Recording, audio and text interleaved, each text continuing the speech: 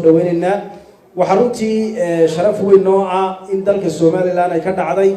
doorasho nabdoon oo caalamku kuma jirtay nabad oo deera hirdiin golaha wakiiladu inta uu fariisanayana waxay la mid noqon doontaa iyaduna doorasho nadiif ah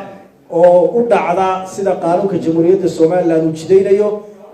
madaxweynaha jamhuuriyadda Soomaaliland baa iska leh awoodda iskugu yeerayo cayimaadda maalinta kadibna waxa dhaarin doona gudoomiyaha maxkamadda sare goluhuna wuxuu noqon doonaa halka lagu dhaarinayo xarunta golaha wakiilada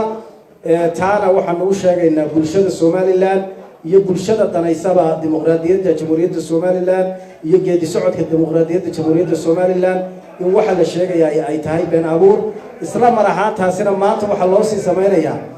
waa in la iraado baa la doonayaa waa waxaanu sheegayno nimankii horta waanu kala baxnay oo aqlabiyad baanu ku kala baxnay cabaadka maanta ay cabaadayaan labadii gudoomiye xisbi war waxa leenahay 2005 shir gudoonku ku midoobay labada xisbi mucaarad oo markaa ahaa kulmiye iyo wicid